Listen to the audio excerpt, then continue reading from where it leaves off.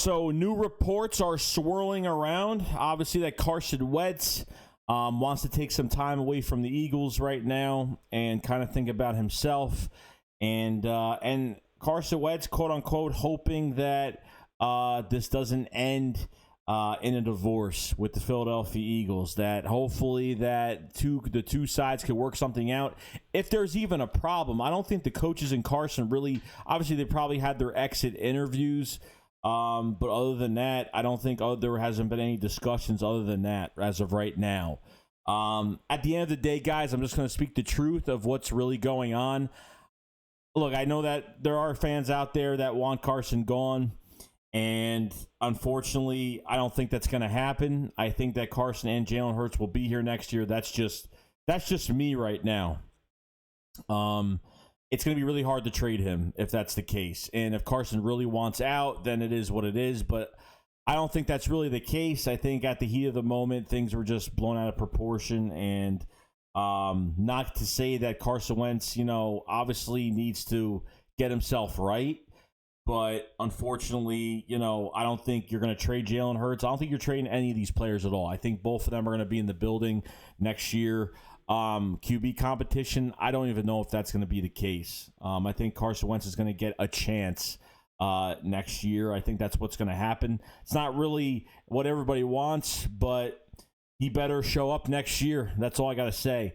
I could be wrong about this whole thing, and if it seems like this can't be fixed, then obviously you find a team with deep pockets that's going to take on a lot of money, and yeah, they'll take it right over and just call it a day. After that, you name Jalen Hurts the starting quarterback, and just see where you go from there. I mean, Howie Roseman, the front office, created this mess.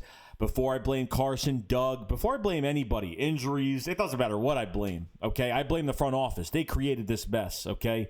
And I agree with some of the things Carson is doing, and then I don't agree with some of the decisions he makes as well. Like, I obviously, I don't blame him for wanting to trade if that's the case, but at the same time,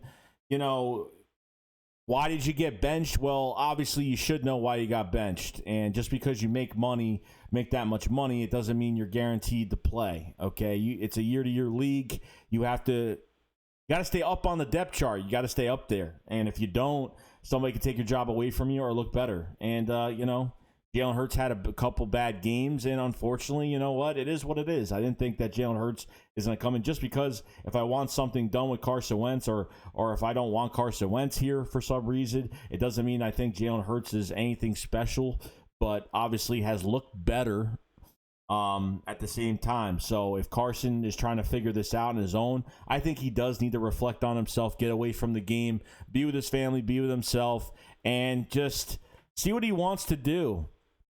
I mean, I think Carson is just mentally scarred. Could he come back from this? I don't know. Because if a guy in front of you and Nick Foles wins a Super Bowl and you're going to be bothered, and you're bothered by certain things, which there's certain things that he's bothered of that I do agree with. And there's certain things where I'm just like, dude, take it as a challenge.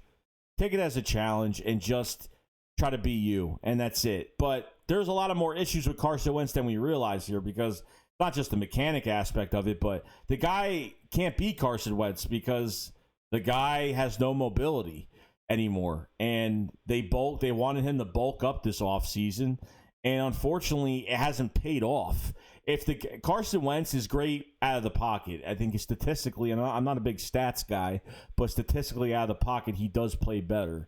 Unfortunately, I don't know if I trust Carson Wentz in being just a pocket quarterback. Like, then we have to rely on the offensive line being healthy, and if that doesn't happen again, where we have to make 14 changes throughout the year, it's just going to be a total mess with this quarterback. I'm not happy with how they kind of handicapped him and just bulked him up to not get injured. Yeah, the 1 year all we were worried about Carson Wentz since he's been drafted was just getting injured ever again. And it's happened a couple times already, and it's affected him in a lot of ways. But now you have physical effect, and now you have mental effect on top of it with everything going on.